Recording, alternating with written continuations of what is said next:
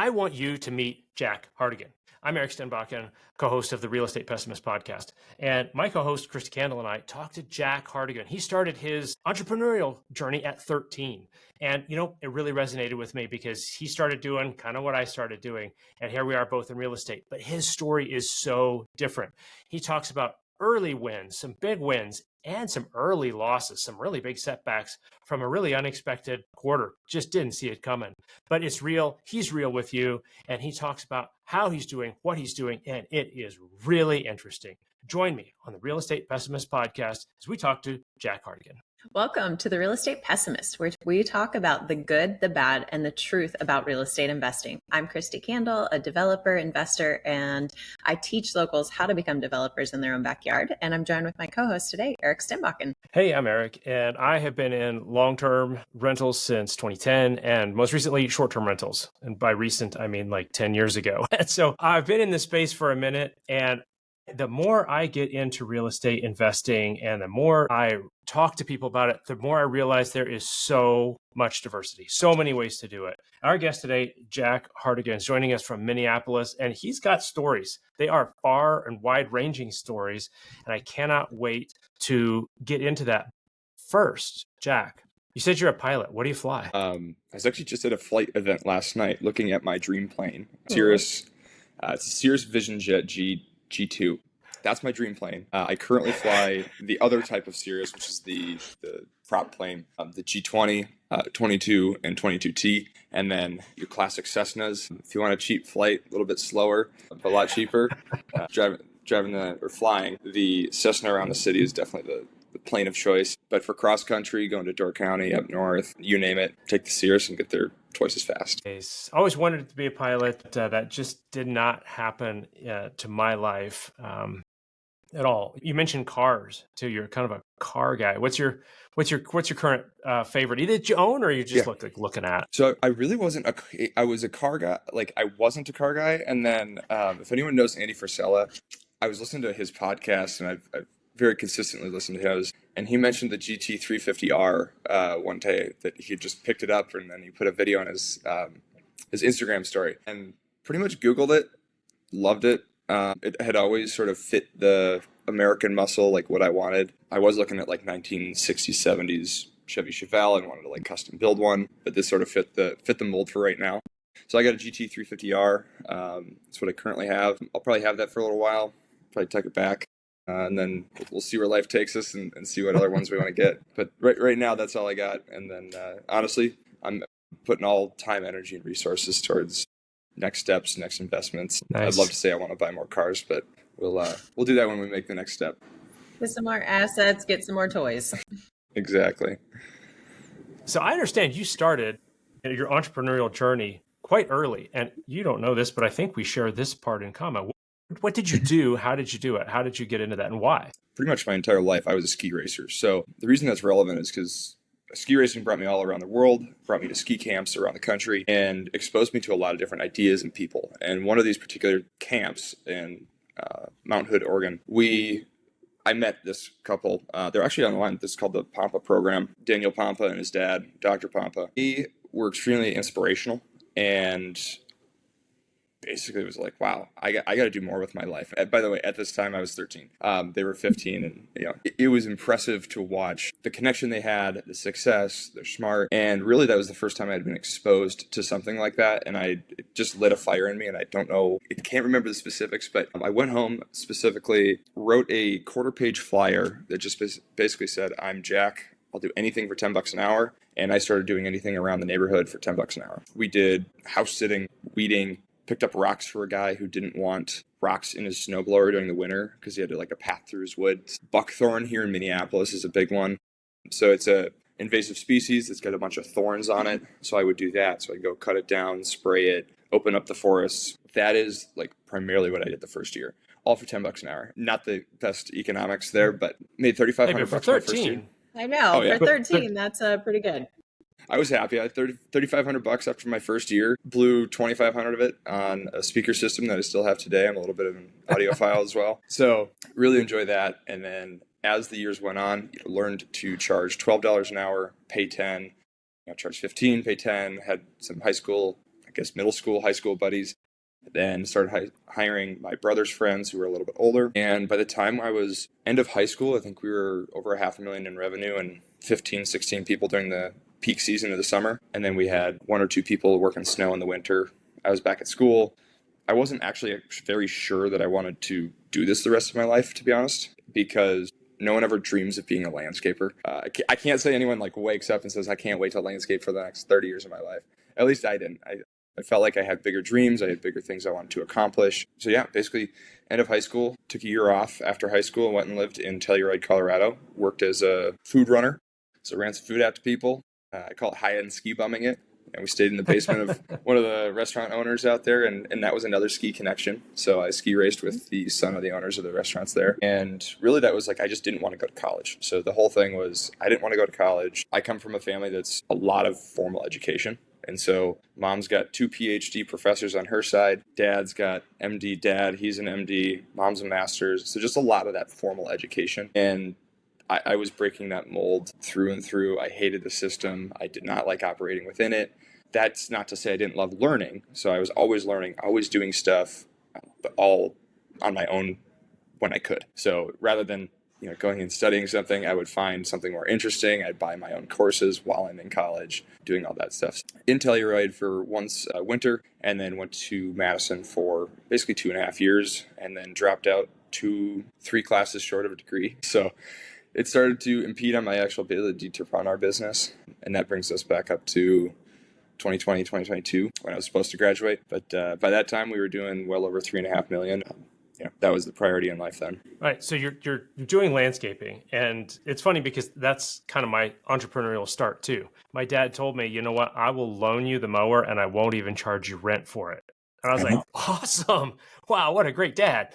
So I went out and started. Your economics are better than mine, but I'm a little older than you. I was mowing lawns for $2 a lawn. Really? Now, this is important to know that I lived in New York City, and the lawn was about the size of a driveway. And we had a row house, maybe 20, 30 houses long. And so my commute from one lawn to the next was like 20 seconds, right? Yeah. And so I could just do lawn after lawn after, I don't know, do half a dozen lawns in about, 20, 30 minutes. Yeah. And for a kid, late 70s, that's making good money back then. Good man. Cash. That's good cash. How expensive were sodas back then? I hate to age myself, but dude, I don't know, because I honestly don't know. All I remember is that I started drinking Mountain Dew, and I was like, this is great. For some reason, I crave it every single day. And then I found out about caffeine and stuff like that. Like, oh, okay, wow. But I did get hooked on landscaping. I did it again in college. I found myself working indoors. I remember distinctly looking out the window and going, why am I inside when there's a whole world outside? And so I started calling nurseries until I got a job and started my own business in college doing landscaping as well, but mostly trees, shrubs, stuff like that. But you didn't stop there. I didn't either. What's the transition into real? Hey, can we talk business for a second? If you've been flipping houses or running short-term rentals, you already know how to hustle. You know how to spot opportunity, add value, and make a property work harder. But if we're being honest, flipping gets exhausting, and short-term rentals are definitely not passive. So what's next? For a lot of people I work with, the answer is real estate development. I'm talking about turning a vacant lot into a quadplex, or bringing a rundown building back to life as a mixed-use space. I'm Christy Candle, and I've been a real estate developer my entire career. And now I host the Local Real Estate Developer podcast to help locals like you do the same. We pull back the curtain and show you what it takes to go from flipper or host to local developer. If you're ready to build something bigger, this podcast is for you. Check out the Local Real Estate Developer podcast on all platforms. Estate. Yeah. So basically, as a solopreneur or just kid at the time, Grant Cardone was one of the earliest people on the internet for real estate. And I sort of started watching some of his stuff or getting some of his content back in 2017, 18. And it just sparked like, oh my God, I want to just start. At the age of 18, I bought my first duplex in St. Paul, Minnesota, and it was $180,000. I had zero credit, and I got 4.35%, and I thought I was getting screwed. I had never experienced anything lower or like higher than 3% interest rates at the time. So got a duplex there. At the time, it cash flowed, $180,000. First thing I did as a landscaper, the outdoors was like way overgrown. So I cut back all the shrubbery, basically just cleared it. Didn't make it look too crazy nice, but just cleared everything, mowed the lawn, really the basics, edged up the sidewalk, stuff like that. And then we went in. This is where I got to learn, a lot more about real estate as a 18-year-old. I'd helped my dad with projects, but never really got my hands overly dirty with all of the intricacies and the smaller problems. So we redid the tile in the kitchen on the first one, repainted everything because every room was like a different, horrible color. It was like a lime green mixed with like a magenta purple, mixed with like not a lemon yellow. I have a different descriptor for that yellow. It's like a dirty yellow. So that was what the lower unit was. So we got the lower tenants out, started renovating that unit, really just digging deep into at that point, it wasn't about the money. It was solely about the learning. So there were certainly things I didn't need to do, but for the sake of learning, did. And then later that year, bought another duplex, still in St. Paul. So at 18, I bought my first 2 duplexes, did basically the same thing on that second round. And then again, 19, flipped a house. So this is where I actually learned the whole, I bought a course that I probably shouldn't have, and it was way too expensive, but I did get an ROI where it basically taught you to identify, the opportunities to look for. So for example, someone had called our landscape business and said, hey, I got to move this house. I got to get rid of it. How quickly can you get here? I just need a patch. I just need to sell this house. That right there, that's a pain point. That's something where there's some value to be had there. So you're thinking this isn't just about landscaping. You're like, there's more going on here that they need. Totally. The first thing I said was and I didn't do it on the first call, but then I called them. I was like, what if I bought it from you? And they're like, what? Why is this at the time, 19-year-old landscaper dude asking to buy the house? Yeah, basically, I was like, no, I'm serious. What's your price? And at the time, I think it was selling for $350. And it was pretty good. They had done a bunch of renovations. They didn't finish them all. So when I bought it, part of the contingency was they weren't going to dump more money into it.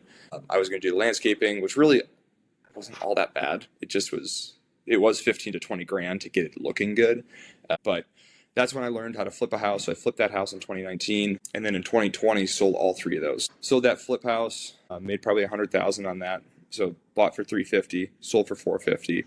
Had about 35,000, so you could say made 65, and then sold the other 2. The other 2, there's a little bit of caveat because in 2020, as we all know, we had an eviction moratorium. So my second duplex, we had some tenants in there, and the guy at the time placed some tenants that were. No, who's the guy?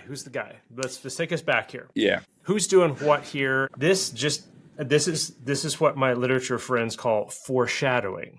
Yes. So this is the idea that we have in our heads, and that a lot of podcasts and guests it's always upward and to the right. It's just everything is awesome. I am scaling myself out of the business, and I'm gonna get somebody. What happened? So this is the quick and dirty behind the scenes. So I had hired a property manager, or basically a guy just to help me because I had never done this before. He had 4, 5, 6, 7 rentals, something like that. And so I'm like, hey, classic, I'll pay you 10% or whatever the rate was at the time. Place the tenants, manage them, do that. He placed some of the worst tenants you probably could find on the face of this earth. We had a nonprofit paid the down payment and paid the damage deposit, which was at first, in hindsight, was a very, very big red flag. So I'll fast forward. When I went to go sell it, they had created about $70,000 worth of damage because every single wall, door, and window had been broken in one of the units. This is only one of the units. All of them were plaster walls, so you can't just repatch them with some drywall. So that was my first big loss learning experience on that, which basically instantly reset the gain I had just made on the flip. So for your first 3, you're like duplex, flip. These are all great. Real estate's awesome. Money goes in, money comes out. I get it back. There's an investment. And then, hey, there's a downside here. Yeah. And so essentially the downside of all this was I essentially broke even on the first 3 transactions. If you're not counting for time value of money or anything like that, you could say I took a loss, but the experience I got from it, that was invaluable. I would say that was more than valuable. So I got all my money back for all the renovations, stuff like that. But that $70,000 loss basically put me right back to zero 2 years later. And at that point, I was like, okay. Well, and one more point on this. At the same time, you still have a company that's making cash flow, right? Yeah. So you're taking that money that you're making cash flow, you're investing in other things. And even if it ended up being a break even, the experience that you gained from doing that and the knowledge through those different pieces. And I think that's where some people go, oh, well, you lost money or you broke even, you wasted those years. I mean, your story is still in the early stages and completely unfolding, but the lessons you learned are things that you can't put a price tag on those. Yeah. And that was my approach pretty much this, and it still sort of is, I think, until I'm 30, is basically like move fast, break things. You're going to get an ROI, you're going to get money, but money's going to come and go. At some point, you need to build yourself up to the point where you have so much experience that these type of events don't shake you, or as you step into rooms, you come with confidence because you've done all the things that you know you needed to do. And this is across all life, especially real estate. Entering a transaction, having confidence to know that if the dollars don't work out perfectly, you know, there's a strategy maybe different than just like cash flow or appreciation. That's right. We talk about that. There's a lot of games that you can play within real estate. That you could do the tax game, you could do the appreciation game, you could do the cash flow game, you could do ordinary income, all kinds of other things that you can do. So before we go on to some of the other things, because you have some good wins here too, what were some of the specific lessons that you learned from this duplex debacle that you would share with other people so that maybe they can see the flags ahead of time and go, oh, wait.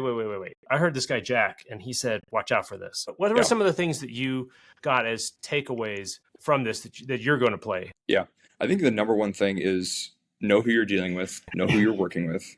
This particular circumstance had to do with an individual that I would not want to be, right? So if he was not in a position, he was running some people call him slumlord style stuff. And I didn't know that at the time. I figured that out after the fact. Get to know the people you're working with and really dig into what their history is, because that will, if the story doesn't make sense or the math doesn't math or whatever, the equation doesn't make sense, or you know the equation and you don't want to be them, you don't want to be in that position, don't pursue that person as someone to either give you advice, work for you, or rely on them for, in this case, placing a tenant, managing buildings, because he was doing it how he knew how to.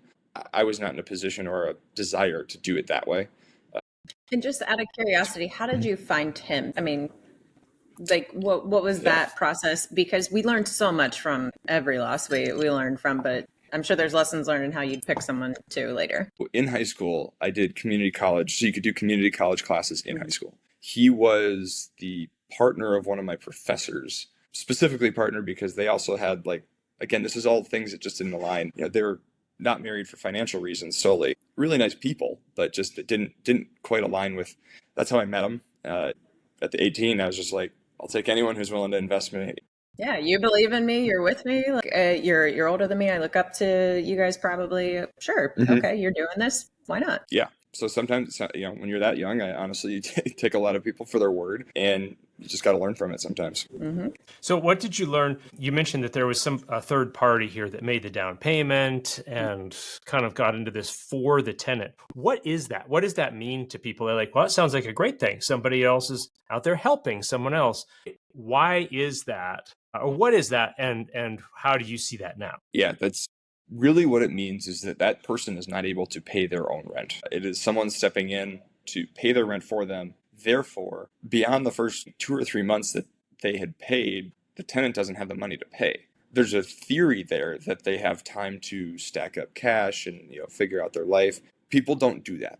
They don't figure their life out in 3 months after they get a random housing unit. They typically continue their same habits, and they continue to not have the ability to meet their obligations, pay rent, do that.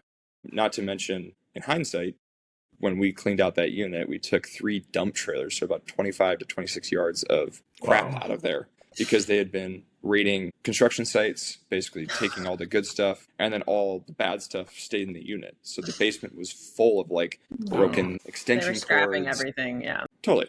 Yeah, and the whole picture just, you get the picture there. So what I hear you saying is, and this is a thing that I think listeners should pay attention to and see, where else can this show up, right? And I'll give you an example. Is that in short-term rentals, we have a policy that is born of the same kind of pain. And that is, we do not allow a third party to book for or pay for the guest. In other words, somebody will send us a query and say, hey, I want to be staying at your place, but it's for my 30th birthday and my mom's going to pay for it. And so she's going to pay for it, but I will be staying there. And we say, nope, not happening. Well, why is that? It's because the person who is staying there doesn't have skin in the game. Now, I know that sounds maybe harsh, like, oh man, why don't you give somebody a chance? We've given people a chance. We've done it more than once, and we have found out how it turns out. And although we have not found bad extension cords and $70,000 worth of damage, we have, in fact, seen a direct line. We've seen enough correlation to believe it's causation that when someone else pays the money, person A pays the money, person B gets the benefits of this thing, then that is a bad equation. It's just a bad thing. And so we don't allow that for our vacation rentals. If you're not staying there, if it's not your credit card on file, if it's not your reputation, if it's not your Airbnb profile or whatever it is, no, because we find people disrespect that. Okay, so we talk about vetting your managers, because it seems like when you're new to things, like, wow, I don't know much. Oh, they're doing it. They must know much more than I do. And the fact is, they might not. They might just be bold enough to just be doing it with absolutely no education, skills, or plan. Yep. But you didn't stay there. You did some other really cool things that I want to hear about, having to do with, I heard there's a farm and some mixed use stuff. That very curious about this. Take us there. So in 2020, when I sold the 2 duplexes and the flip house, I'd done all that sort of in 2019 to 2020. I didn't 1031 exchange it at the time because I really didn't have any gains. I had bought I was actually bopping around on Zillow with a buddy who is also into real estate. He likes window shopping. And so I was window shopping, and all of a sudden that turned into, oh, this is cool. And my filter generally to this day, for the properties that I currently am invested in, is I put a minimum of like a 1 acre lot or a 2 acre lot, because I don't want to get all of like the single family homes that are up for sale. And I was looking, oh, that's sort of cool. 11.5 acres that had horrible pictures. Like the pictures were. Oh, that's a great sign, right? Third grader. And mind you, it barely showed the house. There was like one photo of like the front of the house, which was just like a farmhouse, and then that was like 2 other pictures of like half of the barn and like half the ground. Yes. Really bad. And so I was like, all right, so I'm going to go look at that. So I think I called the agent, and I personally I try to go dual agency on a lot of this stuff because after at least doing some of these transactions. Explain what that means to people. Explain what that means to people. Yeah. So basically, like, instead of me going to an agent and saying, hey, can you help me find a house? I've already done the quick research, we'll call it. I already found the property I'm interested. All I need to do is call the seller's agent and say, hey, can you walk me through the property? Rather than having another person, my agent, do all of that and pay them 3%. I can just call the seller's agent and say, hey, I just want to come look myself. Sometimes in that seller's contract, they have a dual agency clause that they may not be able to represent. So that's the first question is, hey, can you do dual agency? Oftentimes, there's a little bit of caution because they don't know you yet. So you have to build some of that trust and rapport.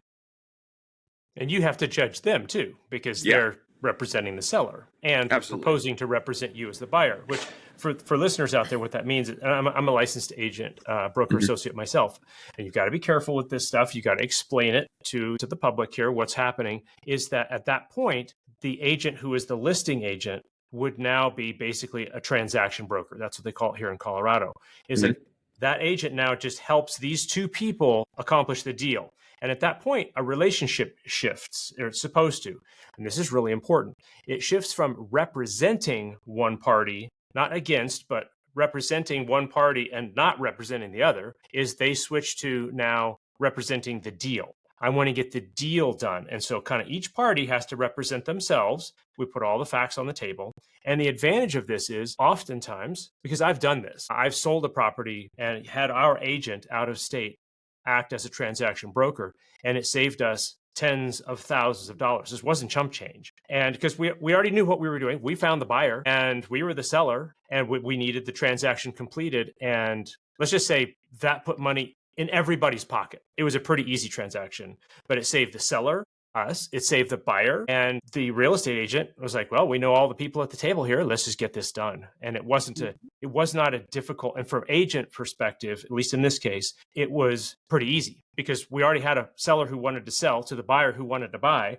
There wasn't a whole lot of The terms agreed upon conceptually to go, okay, here's this. Now you just do the paperwork to keep us in compliance. Yeah. That's right. Let's get the DocuSign back and forth. So let's back to your story. You found this thing, the bad pictures, folks. That is like awesome. One of the best deals we ever got. Were because the pictures, I'm like, this doesn't make any sense. Something's wrong here. That's when you get off your horse and you walk in. You go, what's going on here? So tell us what happened. So I went to actually called the agent, and there was no agent. So that's why I can't remember. Just as you were talking, I was like, wait, I remember taking the photo with my guy. I was like, oh no. So actually, so I ended up calling them, and basically the long story short was they paid someone like $300 or something like that to just list the property on the just MLS. Put it on it. So this was like the cheapest possible way to do this. So they just paid someone basically put these crappy photos and a mediocre description on the MLS, and that's where I found it. So I called my guy, and I don't use the same person every single time because I'm not always buying or always doing X, Y, or Z. And so called my guy up. I said, hey, I want to go look at this property. They don't have an agent. Can you do a dual agency? So in this particular case, I guess he was on my side or acting as a neutral party, but for me.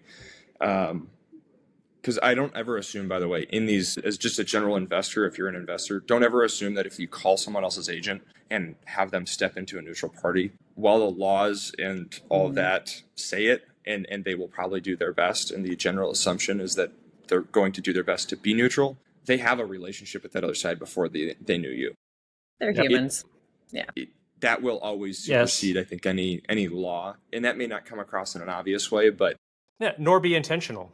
Correct. It's just human dynamics. And for us to be naive to that would just be to be naive. So basically called them up, walked the property.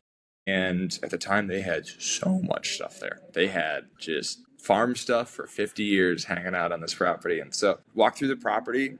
At the time, rates were really low. I was able to get a good deal on it. And so I think within 24 hours, wrote an offer at asking price. It was $515,000 for 11.2 acres, a house, and 9 outbuildings. This is a dream deal. The person who was living there, she had been in like 2 car crashes, had a bunch of health problems. And so part of this whole like doing this transaction and back to like real estate investors like looking for opportunity, they had again a really strong pain point. They needed to unload this thing yesterday.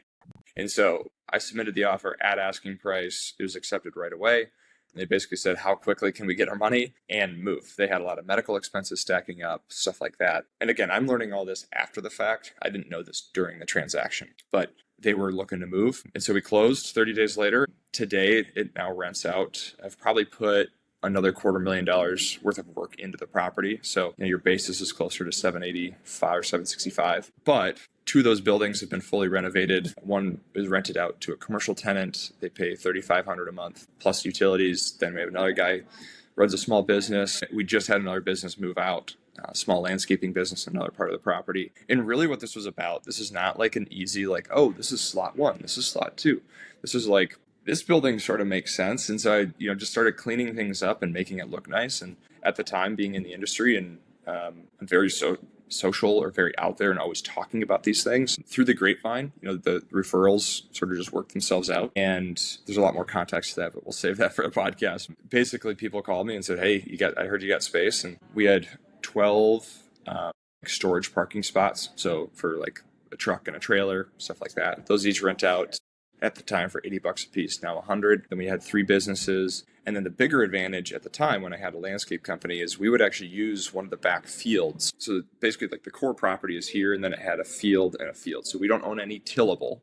We don't own any cornfield. We just own like the homestead, but it was an old cattle farm. So our landscape business would then drop all of our debris there and recycle it. For example, we would dig up dirt or dig up trees or whatever, and then we would go dump it on the property. So then our business actually paid rent for other parts of the space to use it for the recycling operations. Everything sort of fell into place. I lived in the house for 2 years, renovated the 2 bathrooms, and then basically rented it out. And now it's to this day, just the home rent for $2,650 pays the entire mortgage. So all the other stuff is sort of cherry on top. And just from a listener standpoint, because everyone wants to know the dirty numbers and the behind the scenes stuff. So after putting probably about $250,000 into it, including the building renovations, it cash flowed about $10,000 a month after all expenses paid. It's down a little bit now because we just lost 2 tenants, so I got to refill those positions. But it was pretty good. So that was the Love first a good big win. property or house hack where you're like, wait, I have this asset and everyone else is paying for it. This is beautiful. And land, right? So we're in a time where people just need space and land. And so that's sort of my new real estate play, is just own acreage, land, buildings, space that are convenient. Okay, nice. So you're not running a 24-hour fitness here where you've got cars coming and going all the time. You've got the things that would normally be on a farm, except you've got people paying you rent for the space that goes there. Okay, so you've turned this into kind of a mixed use, low impact type of property. And I love how you found it on the MLS. People say, no, you got to write letters. You got to pay this. You got to pay for this expensive software. You've got to go to our workshop. You got to learn. And you're like, yeah, we found it on the MLS. And she's like, oh, no, but you got to negotiate. You got to go to a negotiation workshop and you've got to be hardcore. And you wrote an offer at full price. It's just like there's things everywhere. And obviously you didn't buy everything. There's probably a lot of things you looked at on Zillow. You're like, nope. But you had a bit of a buy box.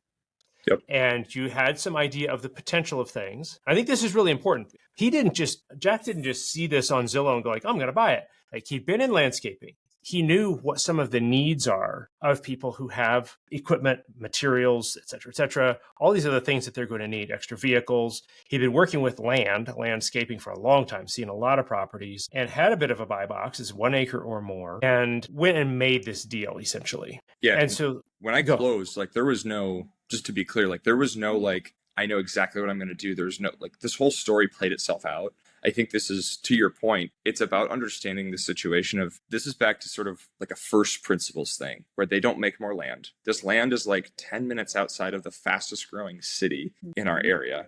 And this is before they started developing like crazy development out.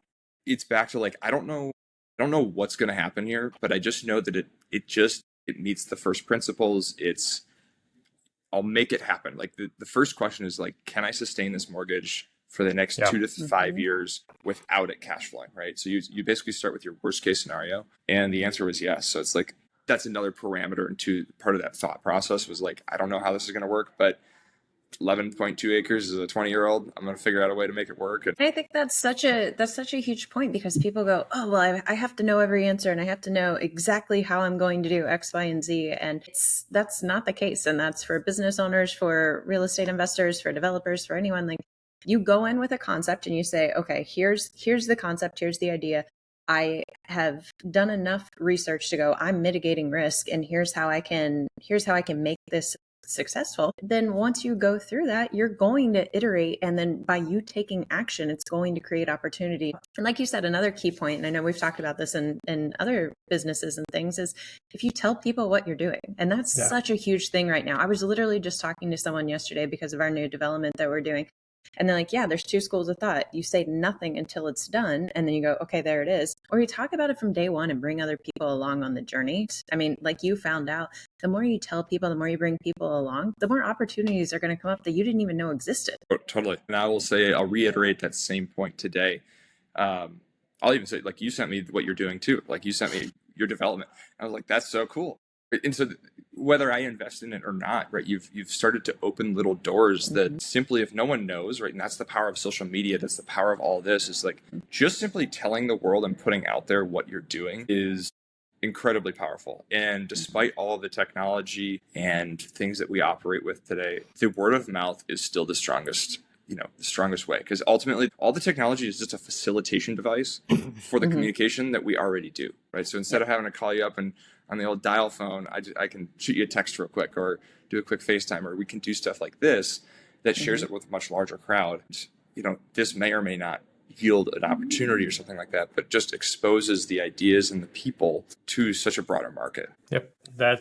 And this is an important thing I want to add this, is that you don't know the people that you don't know, but the people you do know those people, right? It's like you've got your first contact that's somebody that you know directly, but the number of people that they know that you've no idea is vast. I put out a call on Facebook. I said, hey, I'm writing a book, so I'm putting that out here in the world.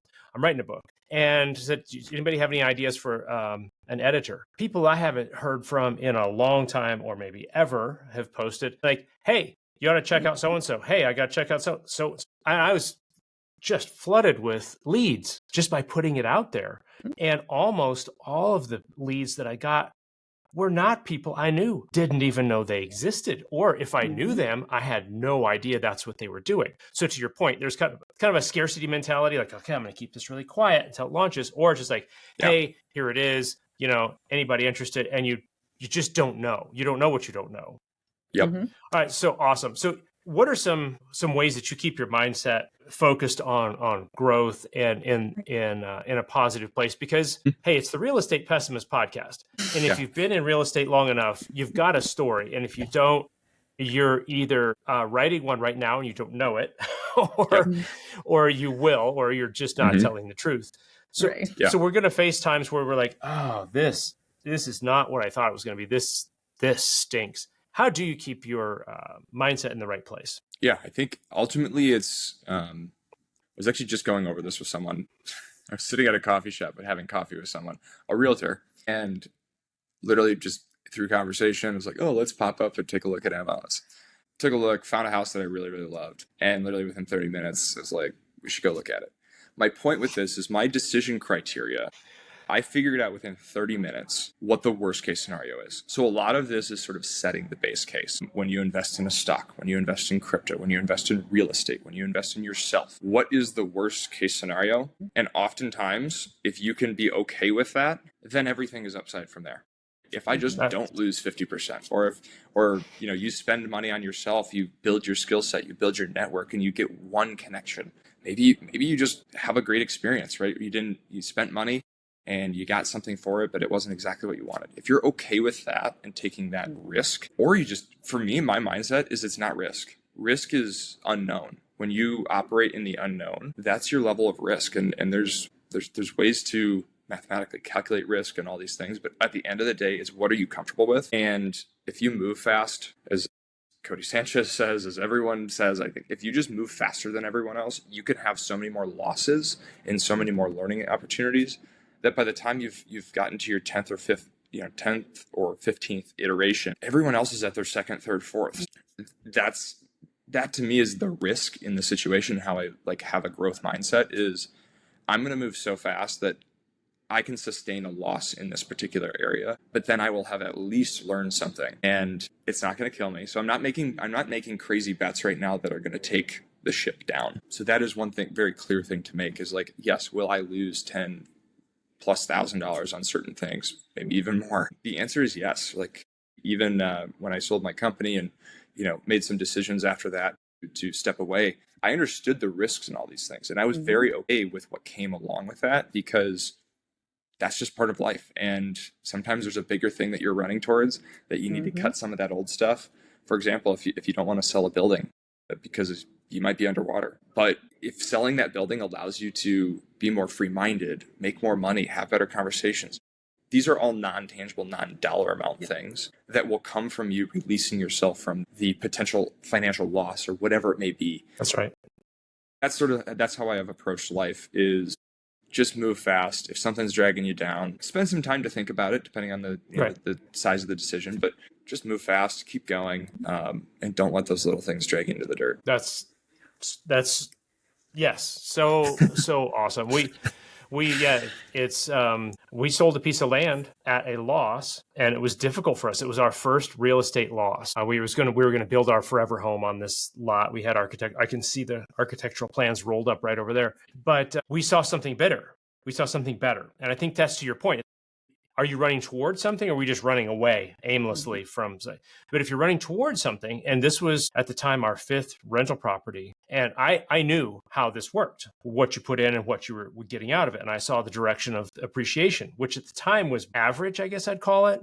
But what was happening with our land, it was flatlining. I mean, it was just flatline. It had dropped, maybe 20, 30%. And it wasn't going to go anywhere for a decade probably. But the rental, so what the short story is, we sold the lot at a loss. We took that money, put it into a rental property, and we made up for that loss between rent and appreciation in 1 year. And everything after that was in the black, and it just kept going and going and going and going. And I was there yesterday, and it's still going. And the thing is that if I had focused on the loss, I'm going to lose this money, I wouldn't have done it. We just held it. We just said, no, we're going to do loss mitigation. We're not going to lose anything. and that's winning. Well, no, we could have taken that money. When we did, we sold it at a loss, put it into this other vehicle that was moving. And so by focusing on the direction we did want to go, yes, we lost that money, but we made it back and we moved forward. Because you moved quickly, you made a decision, and instead of letting fear and scarcity run it, you said, no, we're going to make different moves. We're going to go into maybe more of an abundance mindset and go, we're going to figure this out. We're going to iterate and we're going to keep going. And I think that's the biggest thing. People are like, well, what if I lose, or what if I fail? Okay, that's just honestly your ego. And you can tell your ego bye, because no one's honestly going to remember your losses. I have so many losses, and you know what all my friends tell me about? Oh my gosh, I can't believe you're where you're at. I'm like, oh, well, I am nowhere near where I want to be, but they don't remember all of that stuff. So I think just be comfortable being uncomfortable, and be willing to take calculated risks. Like you said, don't take the death blow ones that's going to wipe you out, but take the one where it's like, yeah, it is 10,000 on the line. Yeah, it is 50,000. But maybe the experience, to where part of it too is maybe you could lose money, but it's like, what could I gain from a wisdom standpoint? From a relationship, from a partnership, from like however those go, to go, oh, those intangibles, yeah, that's more than worth the risk. Yes. And sometimes it takes a minute. And Christy, you said, we acted quickly. If you call a year quickly, I guess we had an offer for on that lot. I know we had an offer on that lot. Well, it wasn't me. You had the podcast with my wife. She's the little bit more cautious one in some ways. But it was like, well, we don't want to lose the money. And it was a year. It was a full year. Went around, and it's like, well, do we want to keep not taking the loss, or do we want to move on? And we decided, it's time to move on. So sometimes that takes a minute. In our case, it took a year. But you know what? Don't get stuck in it forever. And the more times you do that, we got into another situation after that. And instead of a year, we had that decision made up in just several days. Like, you know what? We got to cut the cord on this one, and we're going to move on to something else. Let's go. Let's just let it go. Yeah, we get caught up in the dead deal or sunk costs in a business or real estate or anything. And it's like, you get so pregnant in that you're like, oh, I can't let it go because I've invested so much. And it's like, how many more years do you have ahead of you? Like, just let it go. Cut your losses, let it go. Don't let that hold you back. Right. So as we wind down here, there's one question I've got to ask you. And well, there's a couple. Let's just say that there's one that I want to really hear you flesh out here. Is you stepped away from your landscaping. So we're going to ask what's next for that. But before you get to what's next after that, Telluride. Oh yeah. That fabulous place in Colorado. What's up with Telluride? So my history starts with when I worked there. So I ski raced, knew some people there. And so I've been trying to get my parents into like doing real estate for a long time. And so finding that happy medium between my parents are W2ers. They're not very sophisticated in like understanding the alternative investments beyond like basically what's been pitched to the public for the last 40, 50, 100 years. And so I was trying to get them into real estate and stuff like that. And so they've seen what I've done over the last 10 years and got interested. And so I was like, hey, what about Telluride? Started looking at places there. And for anyone who doesn't know Telluride, I would say it's probably top 5 most expensive places, right? So the rational mind, when you come from a place like Minnesota, to buy a 490 square foot place for $1 million just doesn't like make sense to the mind. Right. They look at that like, wait. There's a decimal. What? There's a decimal wrong here. They can't be, because you're talking about a little condo. Like, what? Okay, so you're looking at Telluride. Yep. So we're looking at Telluride, and basically I was like, all right, I'm going to pull the trigger if you don't. So I literally was like, at this point, I was like, you know what? I'm going to make your dream come true for you if you don't do it yourself. So through a lot of process and talking through, and basically I was an advisor, but myself also invested, we went to Telluride for 9 hours, looked at this unit. We'd already seen it online, done the whole thing. We're very familiar with the town too. So part of this is understanding the market. Which made us feel really important. Safe. We understood the market. Telluride is a place that's very insulated from market dynamics. So despite paying $2,000 a square foot, we also know that they're selling for new units in the Four Seasons for $4,000 a square foot. That's going to start construction next year. And when you understand that, that's going to drive people from the mountain village, which is this other town sort of on the top of the mountain, down to the main town. So then prices are going to likely inflate or continue to rise per square foot, which is not our play, right? So also understanding that is not a factor in this decision. But we're going to Airbnb it out. So we went there for 9 hours. It's straight from the 80s, baby. Going to do some renovations, just walk through what renovations we're going to do. And I think we're going to be there on the 6th of September. Today's August 21st. And we're hoping to close basically the day we get there. We're going to be staying in a different house for a totally different reason, festival, all that fun stuff. Hopefully close on that house, start tearing some stuff out if I can, and start the renovations. We're going to Airbnb it out, and then we're going to do a full renovation next spring to try to capture that next sort of summer rush for all the festivals. Okay, awesome. Just because we're STR hosts, you check the Airbnb rules, you're good to go. You can get a permit.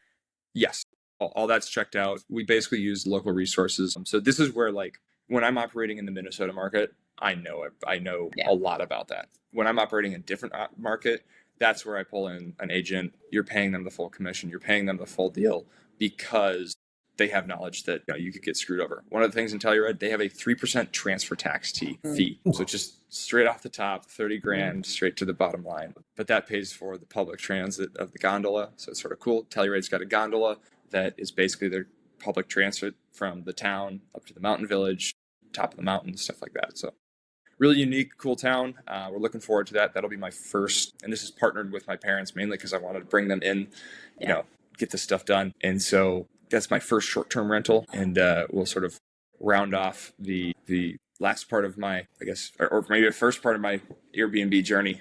Oh, yeah, it's just the first part, man. Well, we'll get you set up. I am co-host of this podcast because education is my calling. That's also why I developed a course on short-term rentals. It's called STR in an Hour, and it's perfect for busy professionals. It's a lot of content packed into 1 hour. No fluff, no upsell. It's an overview of STRs from A to Z. Everything from how to choose a property to how to estimate income and expenses. It's literally the best and most content I could pack into 59 minutes. With over 4,000 nightly stays in my own STRs, I've learned important lessons, and I want to share them with you. Link with more information in the show notes. So as we wrap up here, what's next? Tell us what's going on next. So April 1st, sold the landscape company. It's now August 21st, like I said. About 3 weeks ago, resigned from that company, and I am now solely focused on implementation of process and AI automation. So I've gone very deep into not just your vibe coding and your and your retail AI. It's actually understanding the intricacies of applicable ideas in AI in these businesses. So the 3 areas that I'm really focused on right now are helping other landscape companies become more efficient. So we want to help you double your business while reducing overhead. A lot of these businesses are really overhead heavy, and if we can just reduce that and help them grow, that is the optimal result. I have a few other projects going. One actually for the property and casualty insurance space. Can't say a whole lot about that one, but we're basically facilitating getting insurance much quicker and doing that through using both new algorithms, certain set of questions, and then actually using AI to verify a lot of this stuff. And my thing that I'm most proud of that I've started building out very recently is an auto pricing platform. So when you buy a house or really anything, when you buy a piece of property or you have a home and you want lawn care services or you want anything for that, you can plug in your address and it will give you a menu of pricing. So we use AI to scan your property, use all the publicly available data. So spring cleanup, fall cleanup, mowing, aeration. Awesome. Basically your basic lawn care is where we're starting. And then we're going to expand that out to all types of home services. And our customer for that is actually other business owners because we want to help them. Right. We don't really want to deal with all the customer side of things, but we want to help these businesses, again, double their revenue, reduce their overhead so they don't have to keep paying to sit on the phone for 2 hours to sell $100 thing. Right. And you can do all of that because you had the business, you worked in it, you saw where the inefficiencies were, you saw where the needs were. That's what I love about the further you get in different careers. It's like, oh, now I have this wisdom and now I can monetize this wisdom into this and do more cool things that give me location independence and maybe not so much of the heavy lifting. Yeah. Awesome. I haven't been able to think about moving, so maybe I might move after this. I have no idea, but lease is coming up for re-signing, and we'll make that decision then. All right. Well, we're going to be able to say we knew Jack Hartigan back when. Hopefully. This is excellent. Oh, I have full confidence. How do people find out about you or follow you or connect with you if they want to reach out to you? Yeah, LinkedIn's probably the best. Instagram, I'm only on those two, so I'm not on Twitter or anything else. Jack Hartigan 20 on Instagram. Jack Hartigan. Take a look. I think most of the profile pictures are the same, so you'll be able to identify me there. Connect with me there. Shoot me a message, and be happy to connect on real estate, AI, you name it. All right, Jack. Thank you for being our guest. We really appreciate your openness about not just the wins and some of the cool things you're doing. Everybody wants to talk about that, but about some of the losses and some of the setbacks, but how you've turned those into fuel and knowledge, wisdom as you move forward. Hey, to our listeners, thank you for joining us, for trusting us to bring you interesting and new guests and information. We appreciate you. Give us a rating. Share it with a friend, somebody who needs some inspiration, who says, "Oh, I got a bad day." I was like, "Oh, no, you got to hear this story about somebody. They lost $70,000 in one unit." Whatever it is, we appreciate your support through sharing the podcast, giving us a rating, and drop us a line if you want to. Thank you for joining us on the Real Estate Pessimist Podcast. Come back again next time for more.